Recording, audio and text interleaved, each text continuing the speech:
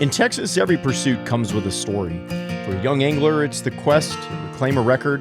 For a pawn shop, it's the wild parade of treasures and tales that pass through its doors. And for one of the state's top barbecue pits, it's the smoke, sweat, and stubborn pride that earned it well-deserved notoriety.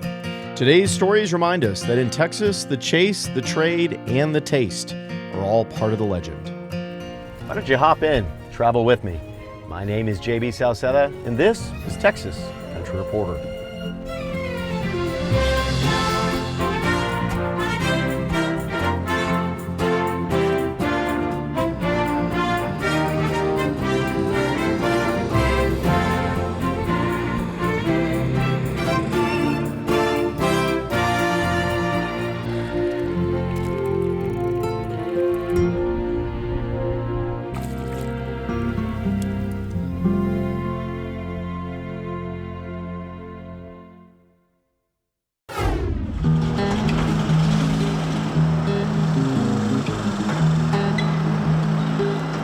I have been fishing like my entire life, literally since, as long as I can remember. My grandpa was really the person who introduced me to fishing, and I started out, fishing for bluegills, cane pole. I feel like every obsessed fisherman, that is like their grassroots, that's how they started. But dude, literally have been fishing as long as I can remember. Like some of my core/earliest memories are fishing. If there's one thing every angler holds fondly, it's those earliest memories of their very first catch. The peacefulness and the patience, the feel of the reel, and the fight in that very first fish. And there are some monster fish out here, so hence being in the bass boat with a bunch of rods rigged up. It's what every angler lives for, especially Grant Langmore. What is it that you enjoy about fishing? Dude, don't even get me started on that.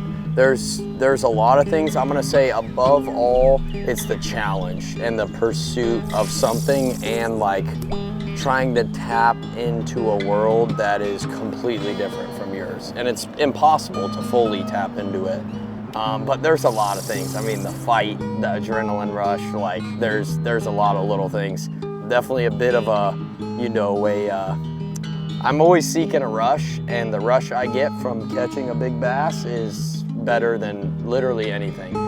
Come on, big girl. I know you in there somewhere. Somewhere. That's just the question. Where? Sure, there may be plenty of fish in the sea, but Grant's got his eyes on the humongous largemouth bass found in the heart of downtown Austin.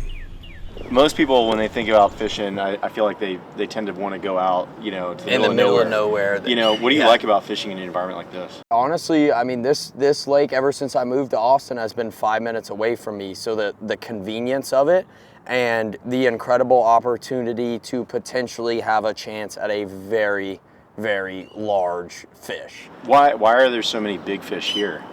We got, 1, 2, 3, 4, 5, 6, probably 10 different types of forage for these bass to eat, give or take.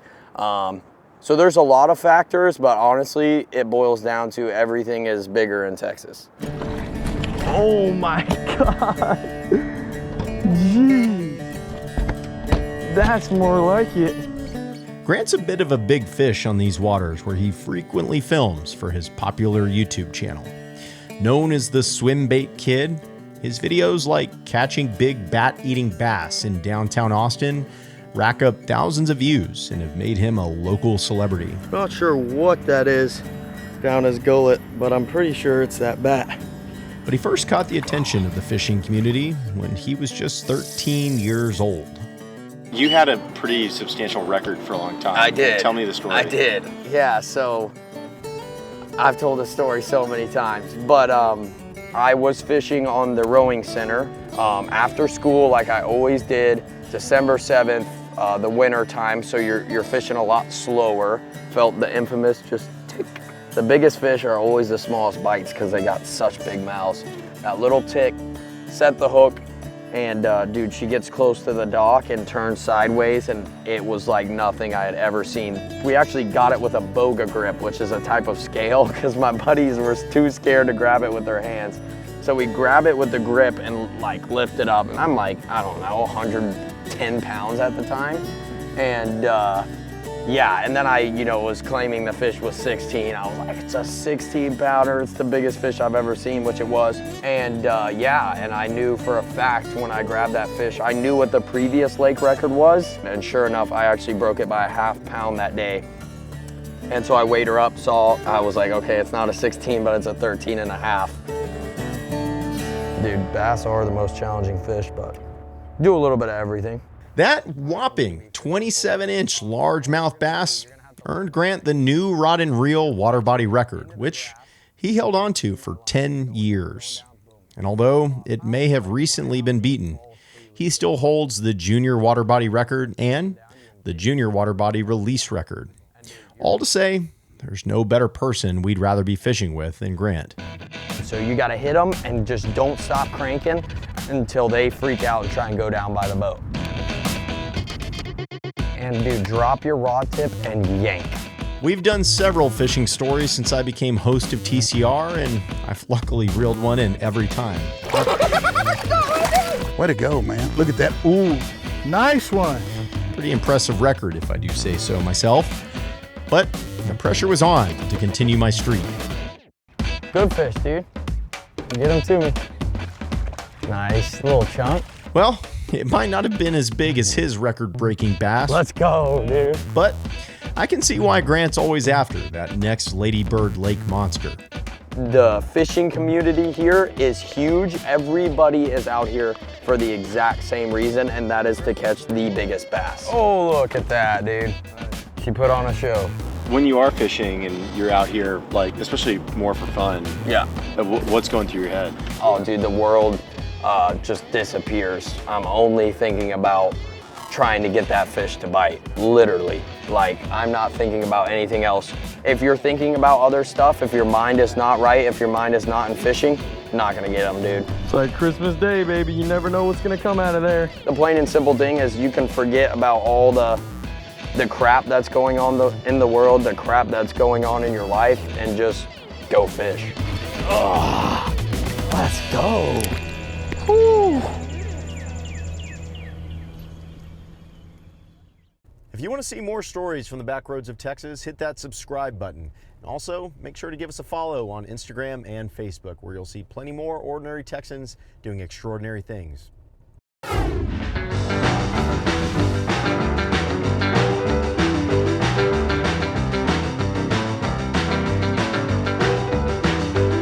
In big cities across the state, pawn shops are about as common as taco stands. Presence is familiar, reliable, and full of the usual suspects: diamond rings, gold chains, and decades-old records. But in El Paso, alongside all the jewelry and antiques, are big-ticket oddities like the heart of a baby vampire and the skull of a German cadaver. The kind of stuff you'd be hard-pressed to find anywhere else. So we're known for Pancho Villa's trigger finger, and of course we have the mummy over here. In general, we have Fiji mermaids, we have sideshow gas, we have old freak show pictures, we have human remains, human skulls, a variety of things that you wouldn't normally see in a pawn shop.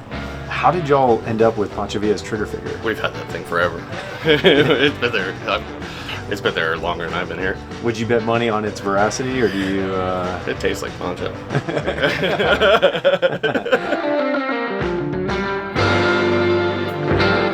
Dave's A Pawn Shop has been a staple in El Paso since 1950, but it wasn't always known for its eclectic collection of trinkets and doodads. Clay Barron's great-grandparents first opened these doors as a military surplus store, but things changed when soldiers came in wanting to make money rather than spend it. The GIs would come in and they wouldn't have enough for whatever they were buying, so they'd leave a watch or something and say they'll come back. Eventually, the loan counter, if you will, became more business than the surplus store. So then, of course, just sort of transitioned into a pawn shop. And how long did they run it? My great-grandmother died in here. Whoa.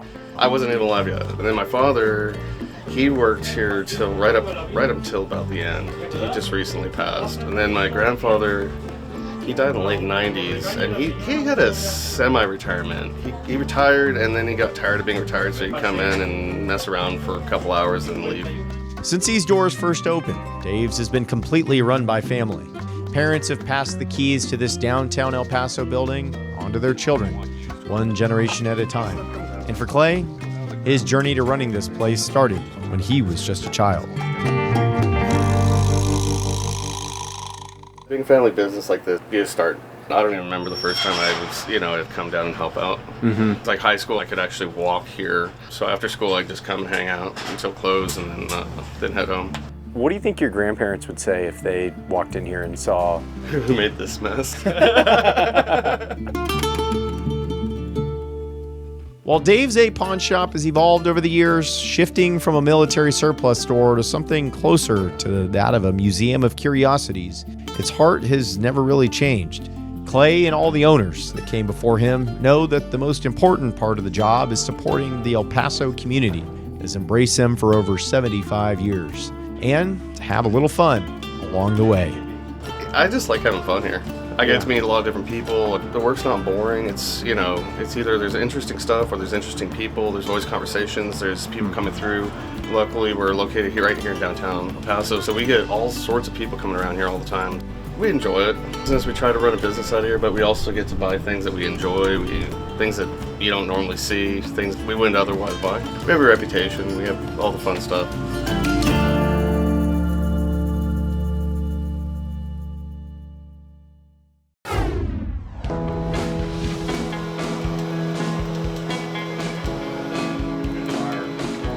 Being in Texas, you have to have a pit in the backyard. So got a smoker, and all my Christmases, I'd wake up and all the pictures, I look like I'm drunk.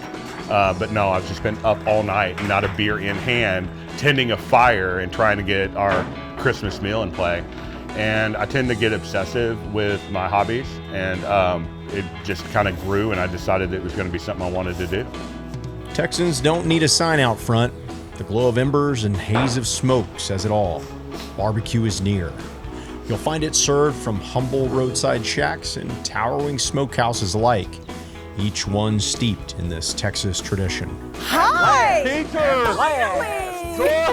And that's why, a few years ago when TCR's #1 fans from Switzerland came to visit, Bob and Kelly knew they had to treat them to some of the best barbecue around. So while you're in Fredericksburg, We have to eat barbecue. It's gotta be barbecue. Yes. We gotta go in here and have some barbecue.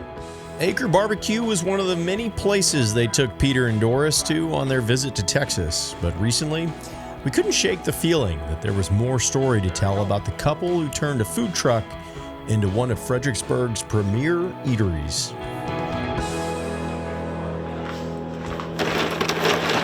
The plan was I was going to start a food truck. She was going to help out make sides and continue her job. So our plan is I put in my 3 months notice at work. And 2 weeks. What had you been doing? I was IT consulting. I did small business IT consulting, and she was a yuppie baby clothes designer. So she's literally an artist, right? And then she got laid off 2 weeks after I put in my notice, after 15 years.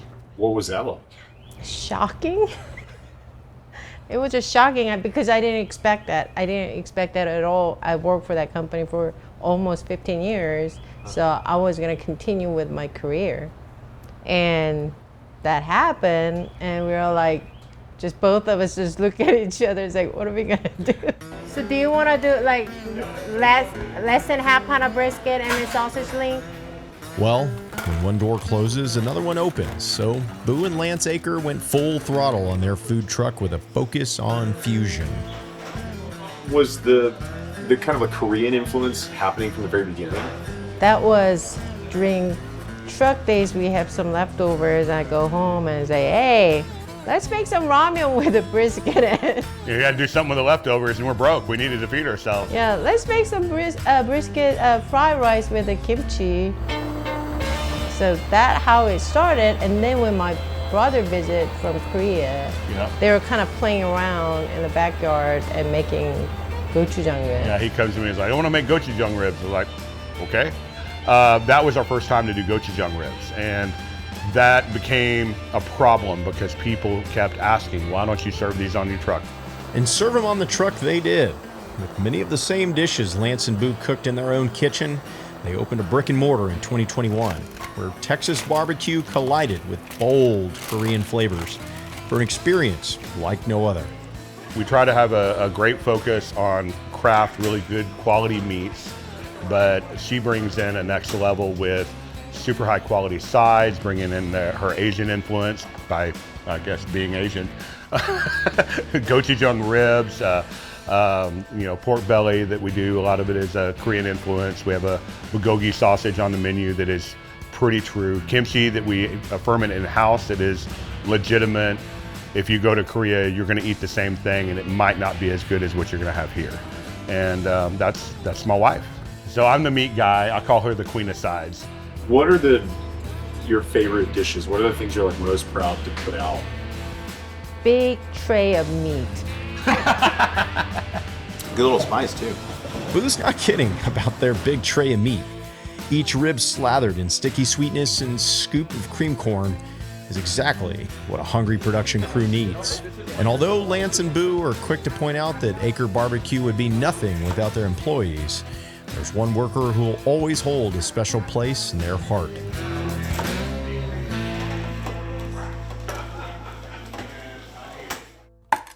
What a blessing to have your mom here to see you succeed. How does that feel to have her in here and her recipes be a part of what you do?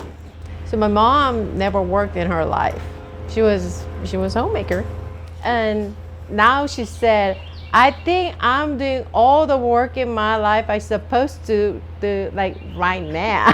Like this is her purpose. Like her purpose, I guess, has become. Yeah, she's like, I never worked before, but I guess this is it. Is she enjoying it? I think she loves it. What about your parents? Are they still around? No longer with us. I lost my mom. Actually, the weekend we were in Korea for your brother's wedding. Lost my dad. Actually, the last conversation I had with my dad in person was right when we were in the middle of this journey, and he was excited. He was very proud of what we had done in the food truck, and what do you think he would think if he could see everything today?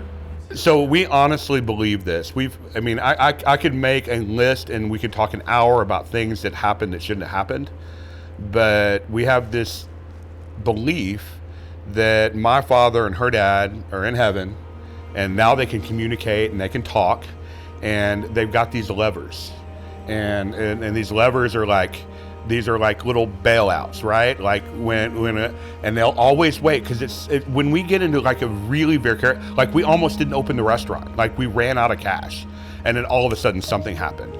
The pits, the place to live, there is a laundry list of things that shouldn't have happened that happened. But it's always that thing, her father would say, hey, I think it's time to give him some help, and I could hear my dad saying, let's give them a little more time. Let's make them feel a little bit more pain. And they'll pull the lever, and then, it's just enough for what we need. So, we've named our pits specifically for reasons. Like Miss Lucky, we were so lucky that we were able to get an opportunity to get this pit in time. And then it was all right, well, we know we're going to get to 2 or 3, so we need to kind of follow that namesake. And we decided on a whole lot of faith, a little bit of luck, and a whole lot of hard work, and we will be successful. We will accomplish our goals. And then the trailer, we have a smoker on it, and that's named Harold after my dad. And then we have a live fire table, and in Korean it says Sensei Woo, and that's after her dad. You want the whole pound of gochujang ribs? Is it for here to go? Fueled by faith, luck, and relentless hard work, Lance and Boo reimagined Texas barbecue through a Korean lens, a tribute to their family that lingers long after that final rib is picked clean. So, what is the thing that when people try the food, what do you hope people understand about the people behind it? I want them to understand how much work and care and love is put into it, and that's probably the biggest driver of us wanting to be successful, is seeing that result and having people come up and tell us how much they enjoyed the food. We thought that we was going to be hard to get accepted in the town. We did not feel that at all. We found the city felt like they came around us, and so we felt like we were part of the community very quickly.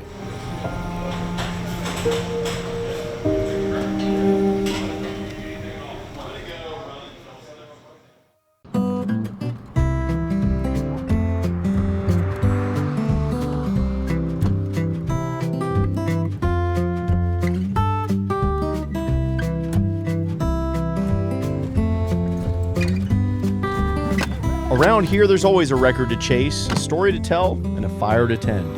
That restless spirit is what fuels our legends and keeps Texas alive with pride.